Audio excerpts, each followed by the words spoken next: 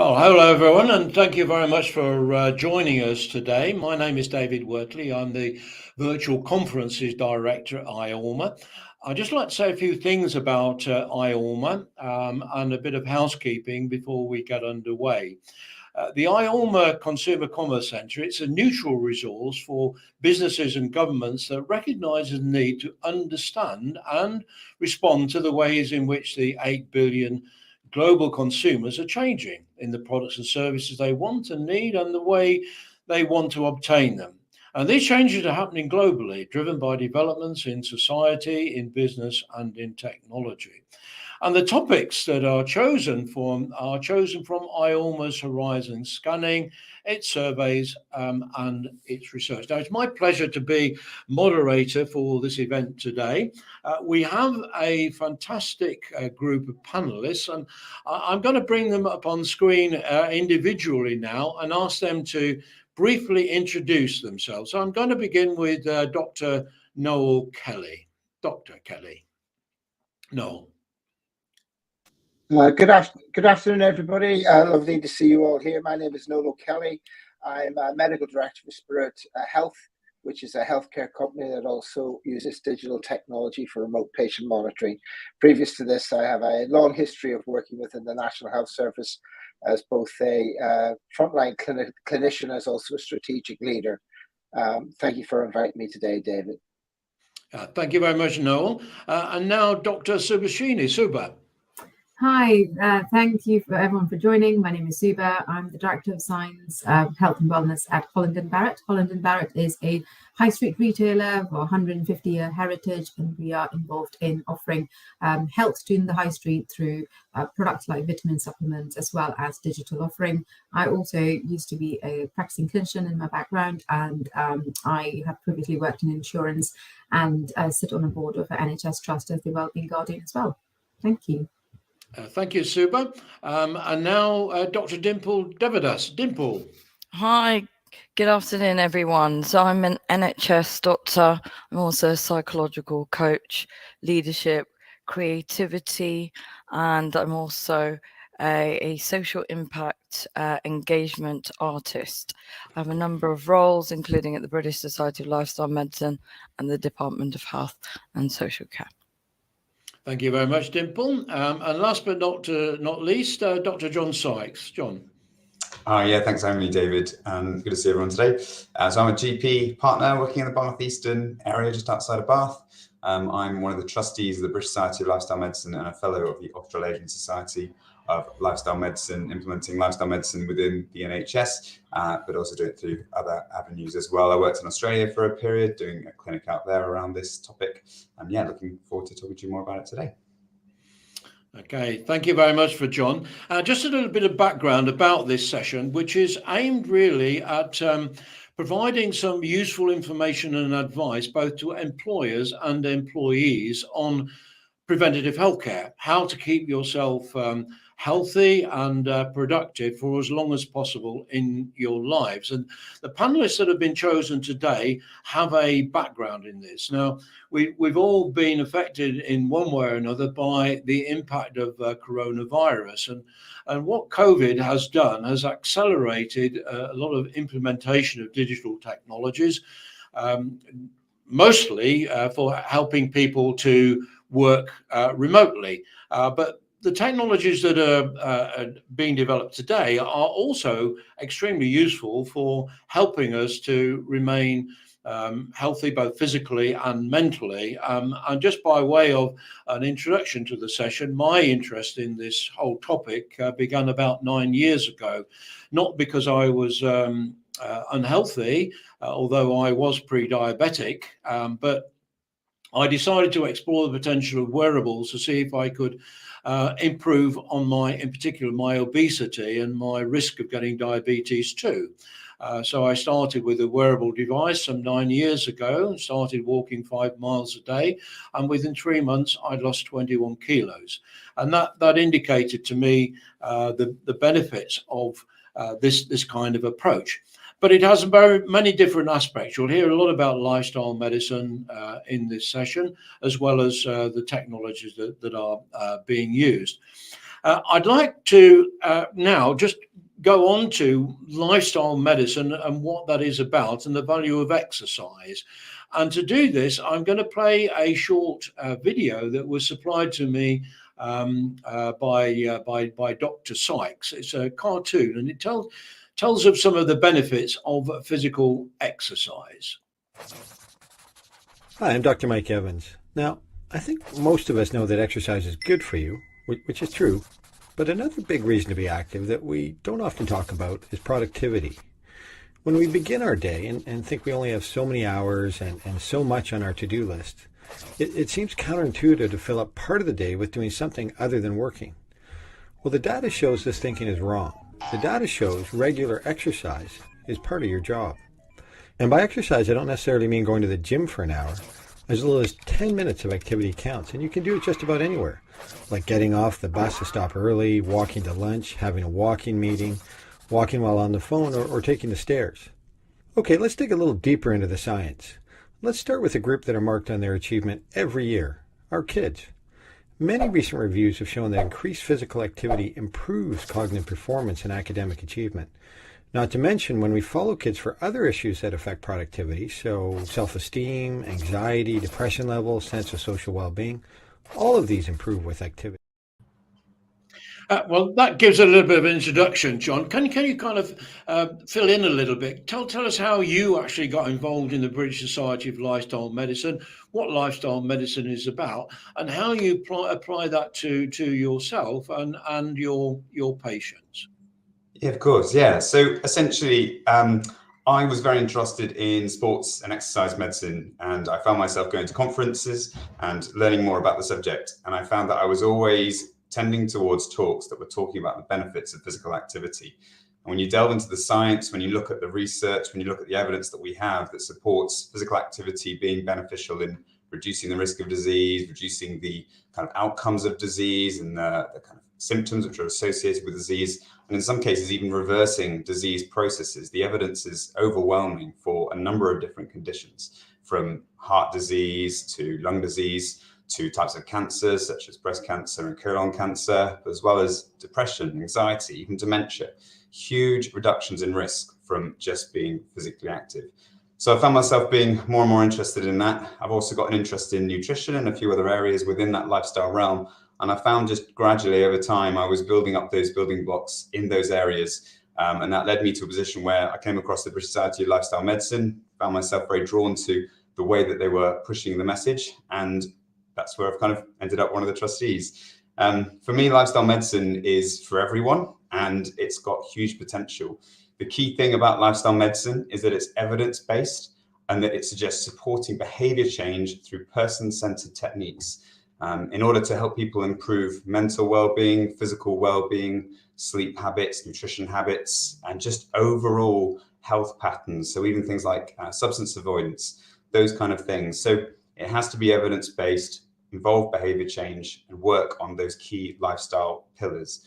For me, physical activities are a really, really big one, but there are loads of other ones as well. And one of the reasons why I think this is so relevant to the topic today is that actually the element of lifestyle medicine, which really appeals to me as well, is that we've seen from multiple studies that quality of life, as well as just productivity, is very much related to an individual's sense of purpose, as well as their level of social connectedness. And I think this also really plays into a role in terms of our work patterns. Working as a GP partner, I've been involved with trying to push some of the lifestyle messages within the surgery. I've done that as a partner, but also previously in my other role as a salaried GP. One of the things we did was a physical activity challenge where we got individual members of the surgery to group up as teams. We gave everyone names and essentially got people being active and over a period of time monitored that. And we were able to increase activity in members of the surgery by about 60%. But way more than that, what we found is that this increased camaraderie within the surgery, it increased connectedness within the surgery, and morale and things like that were just so much higher than they usually had been. And it was to a certain extent related to this project and the way that that kind of encouraged that interaction. And we found that was actually probably a bigger factor than anything. And there's no doubt that as a result of that, we felt like a more well-functioning practice. And I think we got better results during those times when we were able to do that. And that's just a small example of things that you can do, say, with your staff. But in terms of actual lifestyle medicine change with our patients, that's also where we can make huge changes. And it's great to have this conversation around technologies as well, because I think that's an area that's really developing too. Okay, thank you very much for that, John. I'm now going to move on to Dimple, Dimple Davidas, and I'm going to play an extract of a video that Dimple sent to me, and it's about the British Society of Lifestyle Medicine. It'll just be the first 60 seconds or so, which will tell you just a little bit about what the British Society of Lifestyle Medicine is.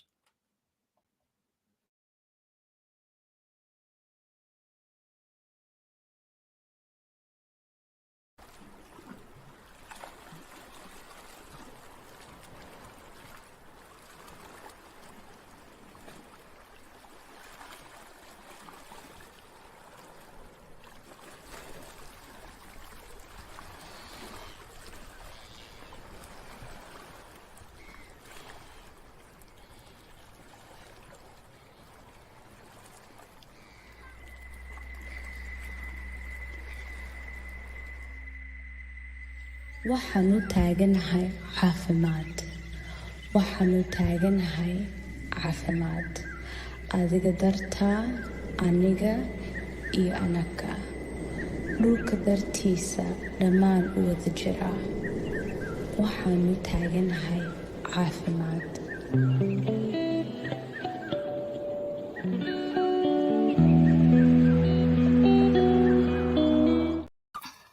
So, Dimple, it's only a very short part of a 5-minute video, but it kind of brings out the importance of some aspects to mental health.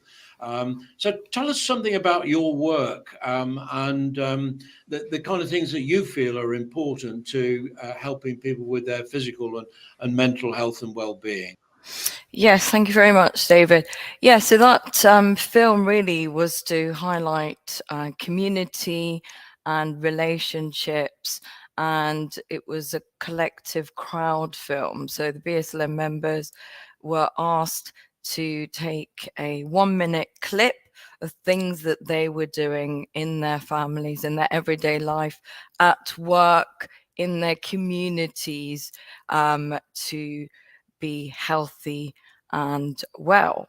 A lot of my work is to do with engaging people, behavioral change through creative and social impact activities.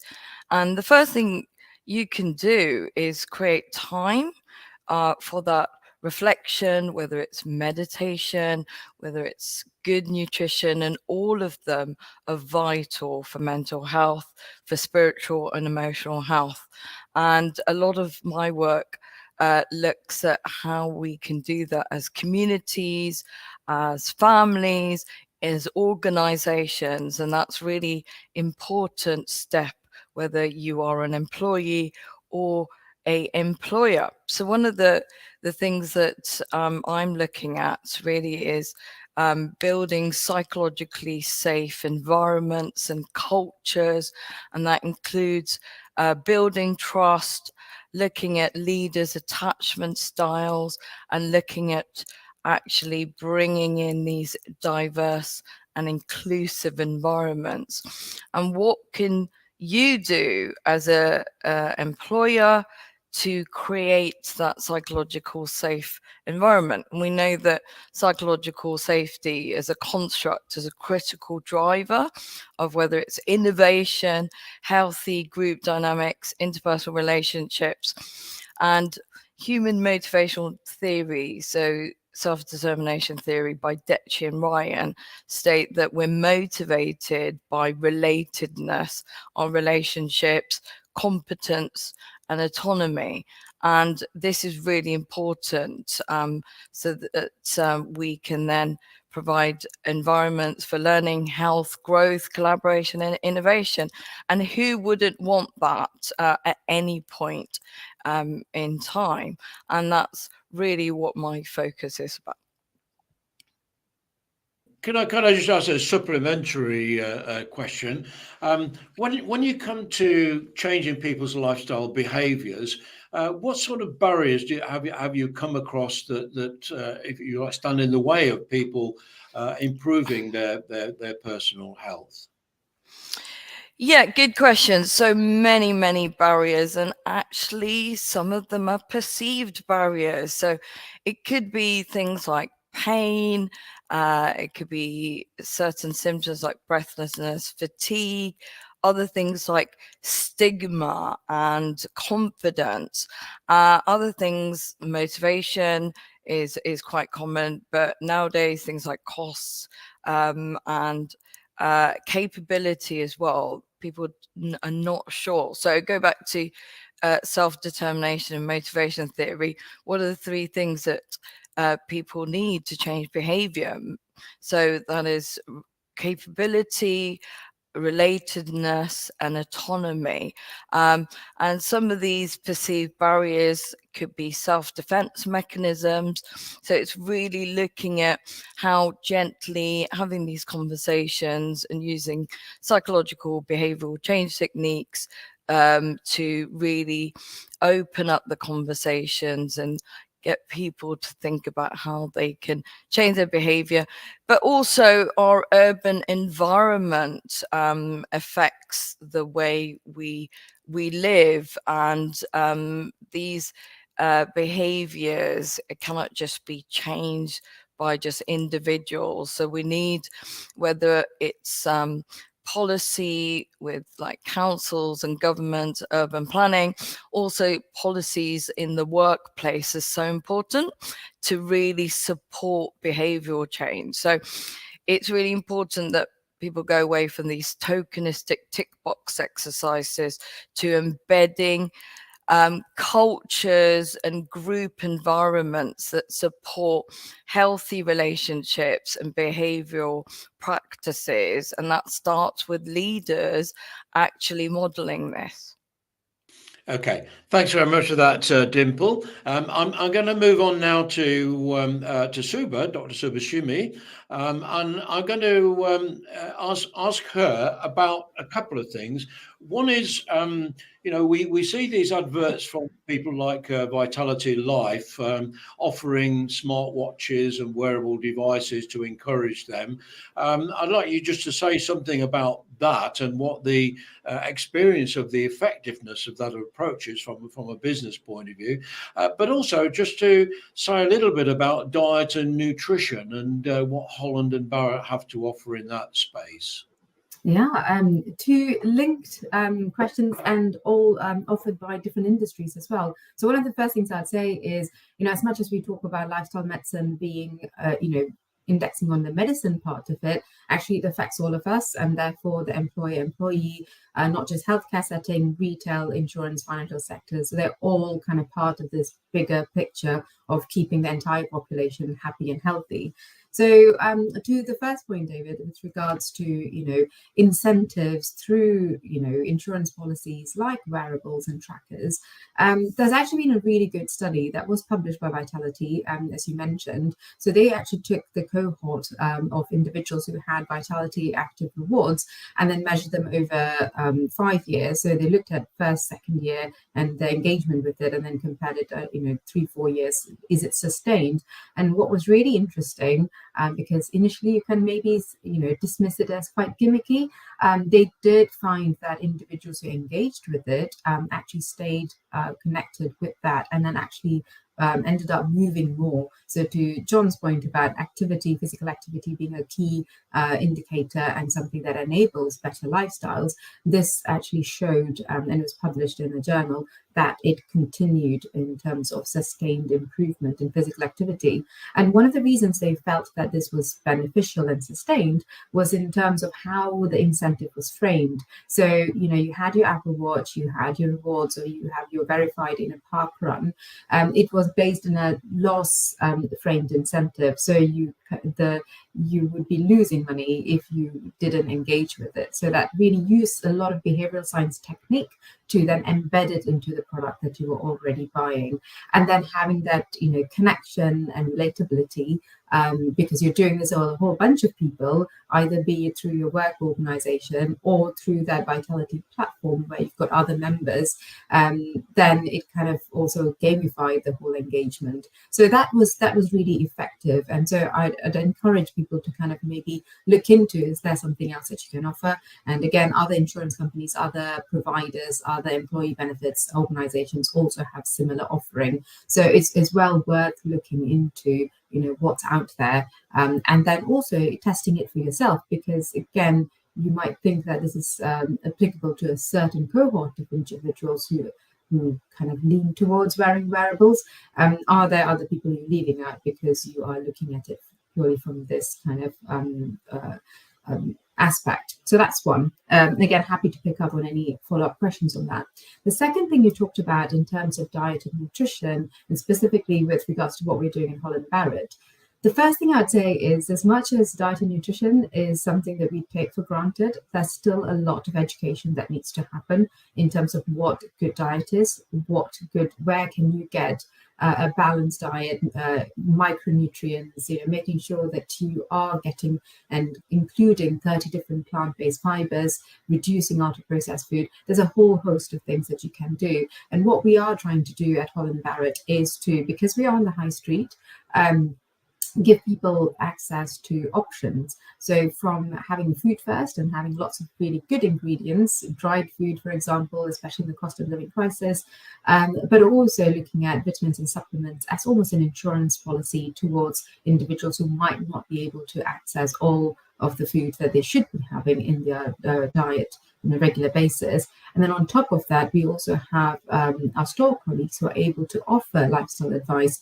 So you can either walk into a shop and ask them, how do I augment my diet? But also there's free 15-minute online consultations with our nutritionists who would be able to offer you that support as well. So, and on top of that, we're building some other digital technologies that would augment it in increasing education awareness and then empowering people with choices that are more accessible on the high street for them, so that it doesn't become something that is reliant on the National Health Service or any other provider, but something that a consumer can get their hands around directly. So that's the main thing for me in terms of diet and nutrition, in terms of education awareness, access, but also we're thinking about how do we make sure it's culturally competent, because when you look at the food pyramid or whatever's on the plate that's kind of education-wise we're offering individuals, it might not necessarily be translated to what an individual might normally see at their dinner table. So it is meeting people where they are and helping them make better choices for themselves. Thank you very much. That's very, very insightful. I will have some comments about that from my own experiences of my diet, which will probably horrify you, but we'll get on to that a little bit later. As I want to move on now to Noel O'Kelly, who's a director at Spirit Healthcare, and we've talked so far about preventative healthcare, and we're talking in the context largely of people who don't have any medical conditions. But I'd like you to say something about your work at Spirit and what you're doing for people with long-term conditions like COPD, diabetes, some of which are lifestyle related. Yeah. How can what you do help them to continue to lead productive lives and reduce time off work, etc.?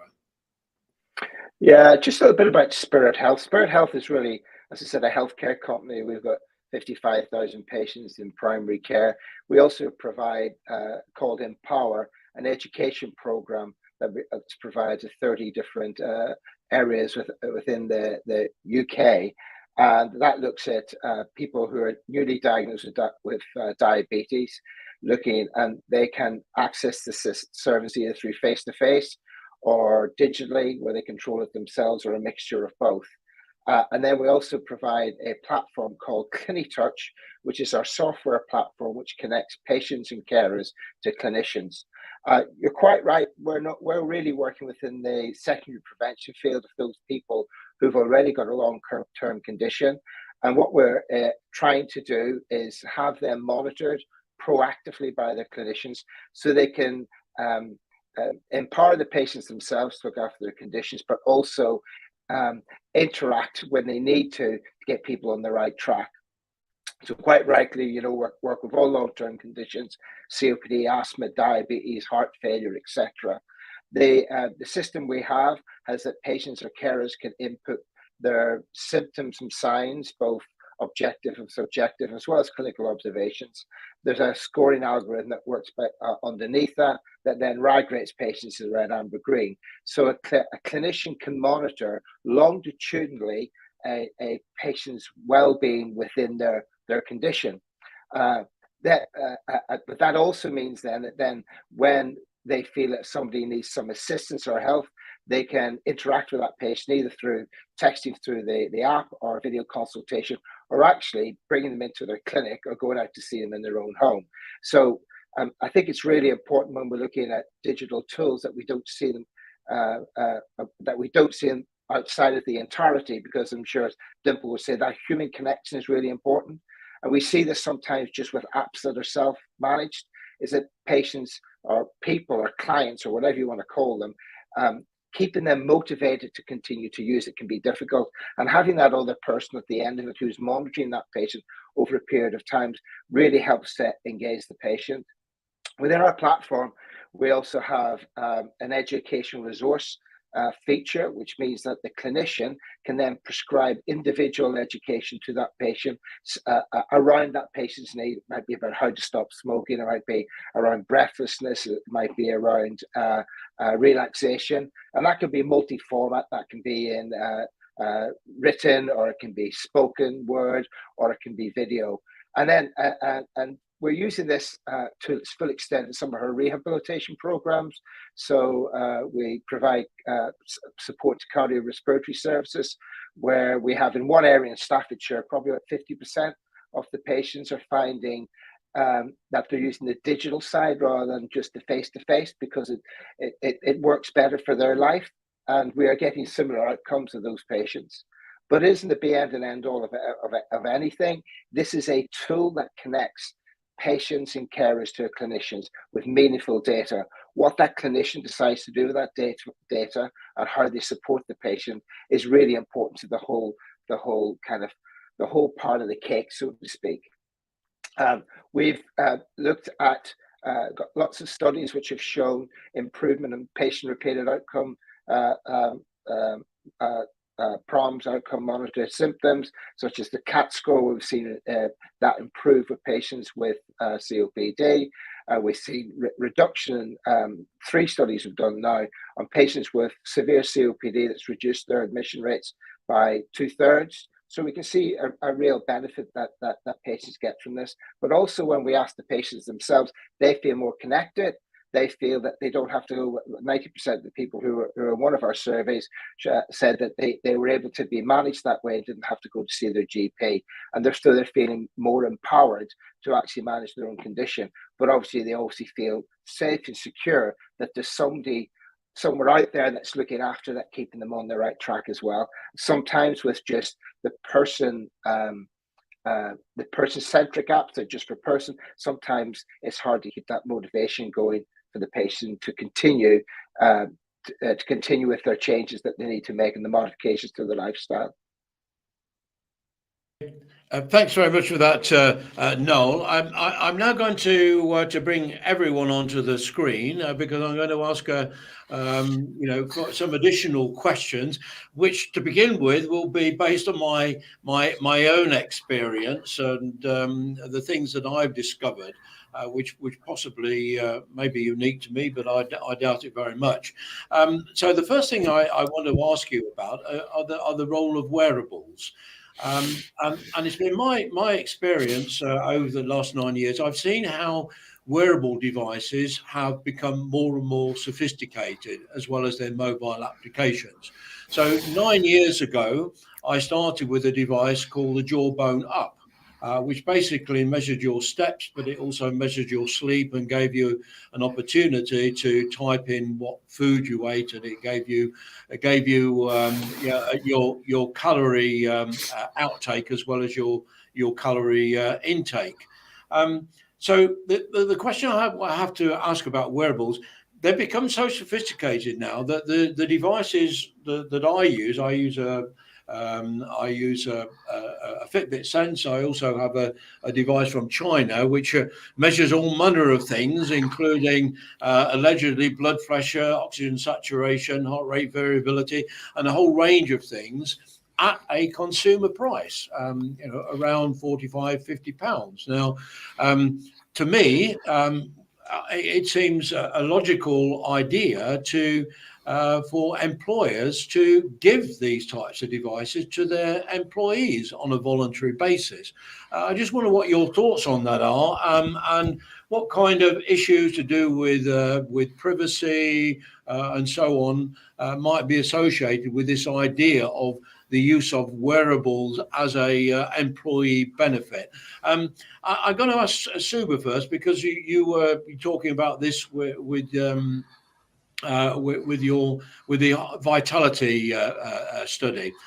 Could I ask the others to put their mics on mute, because I'm hearing some background noise. Suba, what do you think of employers giving their employees these mobile devices, these smartwatches and mobile applications? Yeah, look, I mean, I think, as you said, the price points are coming down. The amount of information that people are getting, or the amount of data people are getting, doesn't necessarily mean it's information or insight that is actionable. So there's two parts to that. It is increasing. So I think there's definitely a role to it if you are offering it as a way of engaging people with the biofeedback to say, wear this, and then use that as a way of improving your activity levels. I think where that line becomes really dangerous is if you were to get the data back from whatever wearable that you've got, and then it feels too big brothery in terms of, what is the role between the employer and the employee. So if it is, and this is the whole thing, and the same thing with insurance or anybody who funds it, is unless you're very clear as to what you're going to do with that data, if it's purely for personal reasons to improve individuals' health, absolutely, use that. Again, it needs to be personalized, so not everybody would be keen to wearing a wearable. And if you're going to offer it as an employee benefit to one segment, what is the offer to the people who are not wanting to pick it up? Is there something equivalent alternative so that it's fair for everybody? So from an employer perspective, yes, but consider all these things. On the other hand, also get worried that everybody feels that the amount of information that's out there is calibrated for them, or that it's going to give them a specific insight that, perhaps they might not have had otherwise. And all that refinement is not quite there yet. I know the likes of Apple Watch with the irregular heartbeat, that's again in its infancy. And then once you've got all of this information, what you need is a healthcare system that stood up to be able to pick up all of these individuals who might say, oh, my smartwatch said something, I need someone to look at me. So it kind of, it's all interconnected. So on one hand, it's a great idea, but on the other hand, every other part of the system needs to be able to pick it up when it goes wrong. And it also has to be entirely acceptable for the individual as a way of engaging with it. And I'll just end on my personal experience. I wear a Garmin and I like running. But I used to do it for peace, right? Like for me, it's nice to get out in nature and just go out there for a run. The minute I started quantifying everything, I've focused on pace, not the peace element of it. So again, this is where it comes down to more is not more. We need to really tailor it to that individual, and technology is a tool. It's not a means to an end. So that's just my view. Yeah, thanks, Suba. John, what do you think about this? In my experience with what works for me, I'm 73, so my running is very limited, but I do walk 5 miles every day. And what I've found is that if it's part of my daily routine and it fits in with my life and my situation at home, this is what works well for me. But of course, not everybody lives in the countryside and works for themselves. So. What's your thought on wearables and how they might be used by employers? I think it's a fantastic tool, and I think it's one that needs to be utilized in the appropriate way. I think what Sue said is very wise in terms of the individual having the preference. because I think for some individuals, they love being able to monitor things. And I've personally found in my practice, whether it be on the NHS or when I was working in Australia, particularly dealing with my lifestyle patients, using wearable technology in order to monitor and help people achieve their goals in that sense, gave people a real sense of purpose in that sense and actually enjoyed hitting those goals. Now, the one thing you don't want that to then go on to is, again, kind of what Suba alluded to, this feeling of guilt of, oh, I'm not going quick enough, I'm not doing enough steps. This is becoming more of a negative thing as opposed to a positive thing. And that's one thing, again, in behavioral change management, when we're talking about lifestyle medicine, that's one of the things we really emphasize, positive change as opposed to it being a chore or being something that you need to do. So in terms of monitoring health and looking at these things, I think for some individuals, it's really, really helpful. I know personally, I very much enjoy being able to monitor data, especially step counts and things. Being a GP who's working 7 till 7 most days, being able to get the steps in is sometimes tricky for me. So I find actually motivating myself by getting up a bit earlier, going for a walk, going for a run, getting those steps in and having that data there and knowing I achieved that not only gives me the sense of achievement that I've done that, but also gives me all the positive effects that exercise does. So I think it has real potential. And there are lots of different categories where using wearables can come in. I think from a kind of business point of view, obviously you're looking at general health optimization, but it has to be the individual's preference. And you don't want that then to translate into them having feelings of guilt around it. And it's certainly something that we considered when we ran this project, the walking project that I mentioned earlier. There were individuals at the surgery who weren't as keen as being active. So we made sure instead of it being an individual versus individual competition, we made it a group competition so that individuals didn't feel like they were being targeted for their lack of activity. And also it means that you're not kind of illustrating certain unhealthy habits in individuals who some might find, quite embarrassing or things that they don't really want to talk about. I think ultimately, if we're providing this or if you're offering this to your employees, it's an option for them that they can use to better their health. If they're not keen on it, then that's fine. But if they are motivated by those things and they find them useful, then I think it can be a really important tool.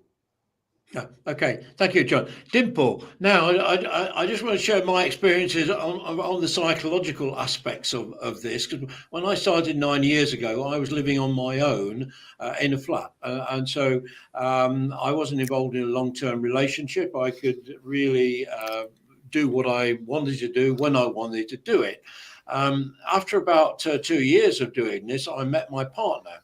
And eventually moved in with her.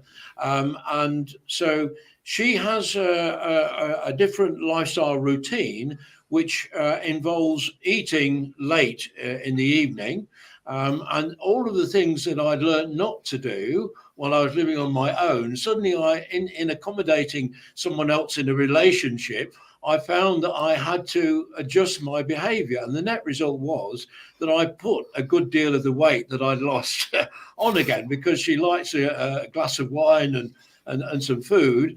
And it wasn't until COVID struck that I thought I should do something about it again. So I did, without disrupting too much the domestic bliss that we have here, adjust the amount that I ate. And was a bit more careful about what I ate, when I ate, and more fastidious about hydration. So what would you say about relationships and their role in how people use technology to manage their health? Yeah, really good point by John and Suba and you, David.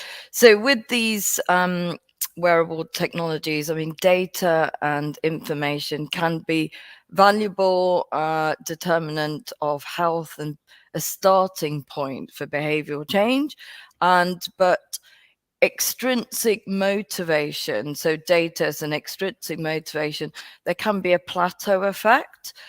So it's really important to really kind of motivate people from an intrinsic point of view. So data only takes you so far, and it's really important to bring out the meaning and what that means for you in your life with your family and your purpose, and also the way your urban environment and work environments and family environments interact with that. So with the intrinsic data, it's important to also align it with the right incentives. And after a while, there is a plateau effect. So people do get used to it and almost like switch off. So with the relationship, I've had so many patients come to me where, you know, looking at variables and data, wearables and data and blood tests and different investigations. And the big thing is what that means to them, and really the relationship can mediate sustainable behavioral change. Yeah, thank you for that. That's very insightful. Yeah, I will go along with that. It's all about personalization. Every individual is different. Every individual is motivated by different things, and everyone has different circumstances. And in my case, my life circumstances changed after a couple of years, and that totally changed. I still insisted on doing my 5 miles every day. So it wasn't that I wasn't doing the exercise, but it did teach me a lot about the importance of a diet and other things, sleep and hydration. Noel, you're involved in the use of devices and technology that measures people's vital signs. What do you think about the idea of employers getting involved in providing their staff with tools to help them manage their personal health? It's interesting. I've been listening to what everybody said, and when I was a associate medical director for a large community and mental health trust, we had a lifestyle app that we had for our staff that we got very poor engagement for the reason like Suva and John and probably Dib would agree. People thought they were looking, they didn't see it as a positive thing. They thought it's related to my productivity. Why are they doing it? There was a skepticism.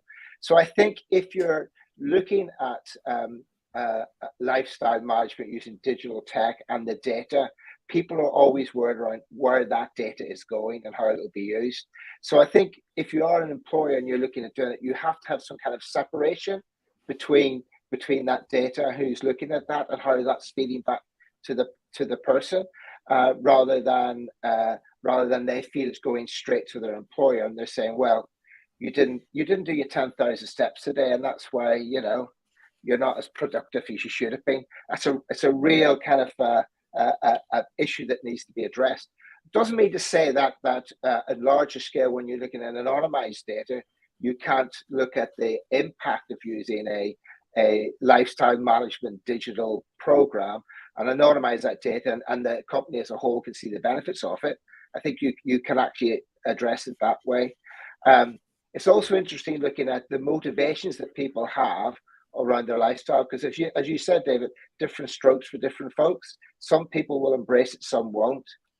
One of the interesting things that we found, we did some research recently looking at the attitude that patients had towards the tech that we were using. And not surprisingly, we found that if we had a very engaged clinical team who thought it was brilliant, who could sell it to the patients, guess what? The patients loved it. Whereas if you had ones who were a bit lukewarm about it, the patients had a negative feeling towards it as well. So the way it is presented is really important, the way it is marketed, and the way people can see the benefits for themselves, meaningful benefits for them. There's also, you've got to deal with the fear that people have around technology, which is a little bit about the big brother stuff, but it's also their ability to take on board what that data themselves is telling them and how they can use it in a positive feedback as well. So I think there are huge scopes to be able to use it. It's just making sure that the model in which you use it fulfills all those tick boxes of getting people engaged to see the benefit, the way you can monitor it, the separation of that between the patient themselves and actually the employer. All these things need to be taken into account. Yes, Suba. I was just going to add to what you said, Noel, because I think one of the issues as well is to taking this data, raw data, and then refining it to say this is what it means. The place where we all kind of are falling down is that where's the test data? is it representative of the entire population? It's only recently that we actually turned around and said, well, body mass index, which in itself is a flawed kind of like construct, there has to be different reference ranges for people of different ethnicity, right? So this is where I think, it's good as a tool, as a motivation, but the actual validity of the insight that you gain in terms of your health risk still needs a lot more work to be done. And so underpinning all of that is trust, so that we have more people using and adding to the data set, so that then whatever comes out of it in terms of an algorithm, it is actually equally applicable to, say, all of us in this session as well. So again, even if people are skeptical, actually there might be a benefit in getting involved, so that you can increase the quality and the heterogeneity of the data that we all will be eventually reliant on. Yes, Noel. Yeah, no, I totally agree. I think the more data you have, the better you're able to find out what does that actually mean. And this is part of the issue around artificial intelligence, which you can use. If you're looking at something which is very binary, fair play. But if you're looking at a composite picture of a patient with multiple comorbidities, different social circumstances, gender, living conditions, etc., it becomes more complicated. But I really do think further down the road, as we get more engagement, then we'll start to see those trends appearing, and then we can work them out. Yeah, I think that's very important, because with the adoption of wearables, it's a very much a personal thing, and there's a danger if you are collecting a lot of data that data will be skewed towards the people who are enthusiastic about using wearables, like myself. Yeah. So the other question about wearable devices that occurs to me is to do with the medical certification as medical devices, because the devices that are coming onto the market now, even though they are not medically certified, a lot of them, if you look at the data they collect, are pretty close to medical grade devices. But there seems to me to be a reluctance among the developers of applications that use this data to actually provide any prescriptive advice. Partly because I think it's a very personal thing, but I think more likely is that they're frightened of litigation. That if you're taking data from a device and you say you need to exercise more, and that person goes out and had a heart attack because that was inappropriate for them, then the manufacturers of the wearable device are in for some litigation. So just talking about gamification and motivation, how have you got any tips for employers or even employees on how they can gamify themselves? Because that's what I did to begin with. I said in the day it was 10,000 steps, do 10,000 steps.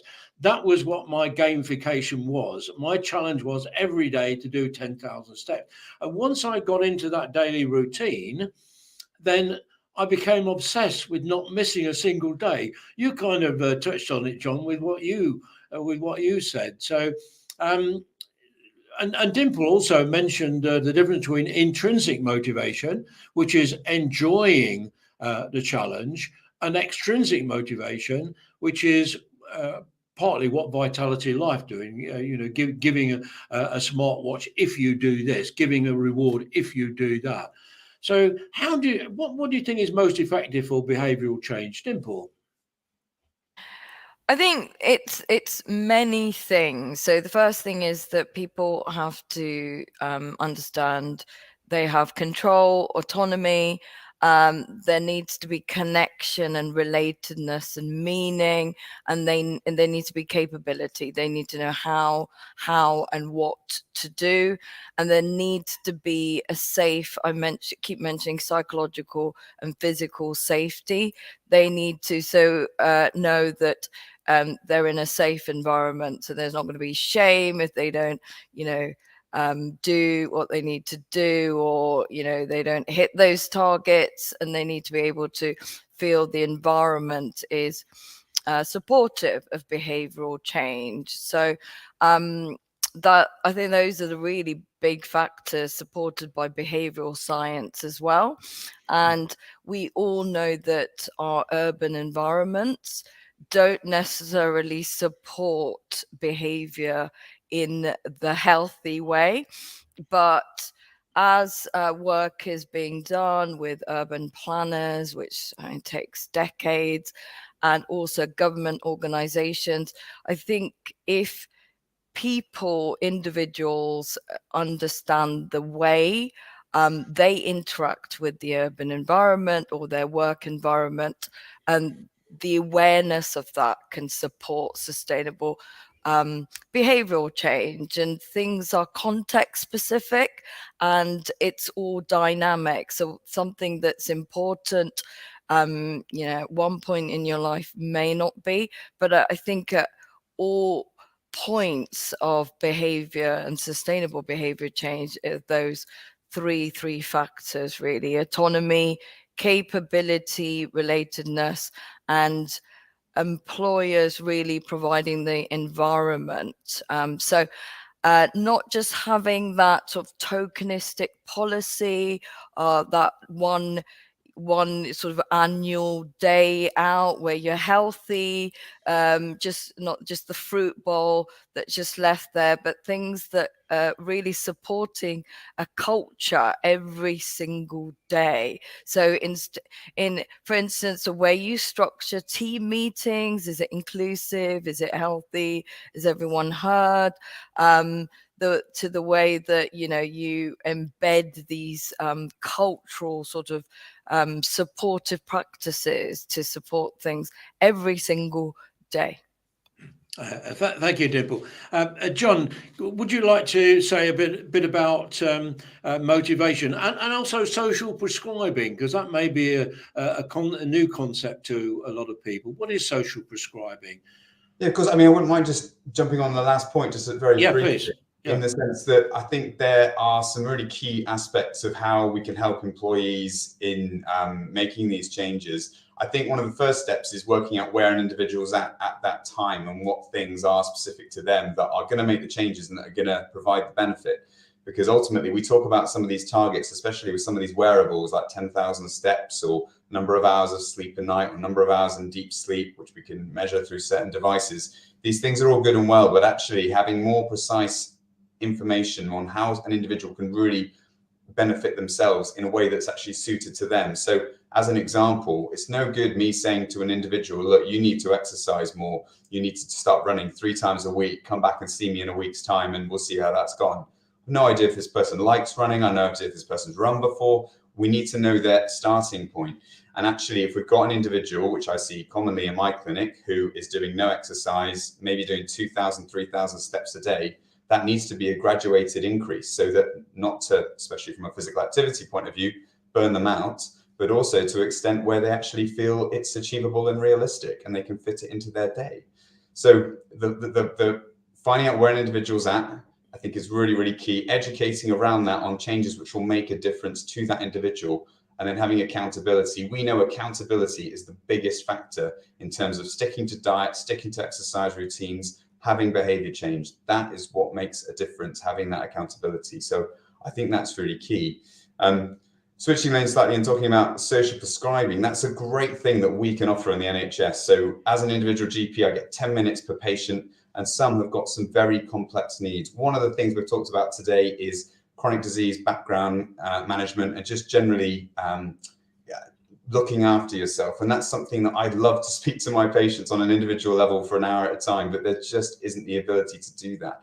With social prescribing, we've got individuals at the surgery who are actually trained in knowing local support services. They can link patients in with health coaches who've got an hour for appointments, individuals who are able to counsel on lifestyle, healthy eating, being active, all these positive things. But they can also give advice, as in not health coaches, but other individuals, on finances or other aspects of their life which are causing stress. And we know that stress and anxiety are big drivers to lifestyle changes which are often suboptimal. So if we can enhance that through other individuals in the community, often better suited to manage these issues than I am as a GP, but often patients will come to me with those kind of asking those questions, trying to get those answers. and I can direct to someone like a social prescriber who can direct in the right path or find the path themselves in terms of how to help that patient, then that can make a huge difference to the overall picture and enable people to make changes. So, but would that include Weight Watchers, for example, where you could prescribe someone going to Weight Watchers? Because they, I mean, they have. I've been to Weight Watchers a few times, many years ago. Don't need to go now, but I really quite like their approach because it was non-judgmental. You were with a group of people who in the same situation as you, and a bit like Alcoholics Anonymous, I suppose. You were with a group of people who had a common problem that you could work together to solve. Yes, 100%. You've highlighted there, David, actually a really good point in that group consultations are something that the British Society of Lifestyle Medicine are really driving for exactly the reasons you've just outlined. And I'm looking to do that in my surgery at the moment, having group consultations around diabetes and other chronic diseases for the exact reasons you say. And we know that, again, as going back to my point about the accountability is the thing that makes the difference. And Weight Watchers gives that group accountability, that support, that kind of model for looking after one another and being in it together. And it makes huge differences. We've seen great case studies all up and down the country of individual NHS practices who've done group consultations following a similar model to Weight Watchers, but obviously for a specific condition or disease. And some of the results have been amazing. And I hope that's something that continues going forward. No, that's wonderful. Well, we are coming towards the end of our session. I'm rather disappointed that even though we've got a reasonable number of people watching us, nobody's typed in any questions yet. We've had a comment to say very insightful, which I'm very pleased about. But in the 3 or 4 minutes that we've got, could I ask each of you just to give your thoughts on what we can expect in the future, or if there's just one thing an employer can do to help with the well-being of their staff? And I will start with you, Noel. Oh, thanks for starting with put me you on that the one. spot. You know, one of the things is lifestyle changes don't happen overnight. They take a period of time. You know, you have your successful habits and your unsuccessful habits. Do the same thing over again and again for 21 days probably breaks that cycle a bit. It's actually for employees, it's about supporting and truly understanding what they can do, what the issues are for their employees, and supporting them rather than being a big brother. So setting up some way that they can engage them that somehow is semi-detached from their role as an employer, but gives them an added value that they can see the benefit from, and actually being able to market that to their employees would be quite useful. Super. Brilliant question. I would probably say 3 things. So the first one is, you spend 8 hours at work. So, or at least, John just said he's 7 to 7. So that's 12 hours of work. So it is not an insignificant amount of time. There's a duty of care that employers have to their people. And so I would start with saying, is it meaningful work? Are individuals given autonomy, belonging, contribution at the place of work? So that is entirely within the gift of employers to ensure that that kind of need is fulfilled. The second thing I would say is well-being is not just for Christmas or, for people function. Well-being is everybody's responsibility. So how you show up and what your policies are, being visible in terms of leadership and walking the walk rather than just talking the talk is fundamental. And the third thing really is that if you're looking at technology or anything in the digital space, it's fast evolving. The needs of, we've got 5 generations of individuals working in offices right now, in any setting. So you need to kind of understand where people are, what is kind of common for them. So we might assume that not everybody engages with technology based on what we think, but actually all of this kind of changes. Look at what's happening on Instagram, TikTok. Keep your finger on the pulse, because you can't have a static well-being policy. It's a business policy and it's dynamic. So meet people where they are. So 3 things. Thank you. John? I'll keep mine brief. So I'd just say active breaks. I think having active breaks makes a huge difference. I'm obviously biased because I've got my activity hat on, But I would say it makes a huge difference to productivity. As even as a GP surgery, as a group of GPs, we barely have minutes at all to spare, but we make a point of going on a 10-minute walk once a day in the middle of our day when we're feeling a bit lethargic. And I can honestly say, from a productivity point of view, it makes a huge difference. So it's not a case of enforcing it on employees. It's not a case of making them feel guilty about it, but make people feel that they have the ability, or they can go on active breaks if they would like to do so, because you'll see the benefits. There's a reason why Google and all these companies have a gym in their building. Okay, thank you. And finally, Dimple. I would say many levels: environment, culture, people. Those are the three main things. And ask your people. They have the insights. Just create the environment that's physically healthy and psychologically safe, and ask your team. They will provide the answers, and it's a dynamic thing. It will really depend from, you know, on the group, what's happening, and action research methodologies, coaching and asking people solutions with and for your people. Okay, thank you very much. And thank you for all those people who have now typed in comments. They're much appreciated. They show that at least we have got some people watching us, and they are appreciative of what we're saying. And I do appreciate your time as well. I'm sorry to draw this to a close. I'm sure we could talk about this for quite some time, but I'd like to thank all of our participants for today.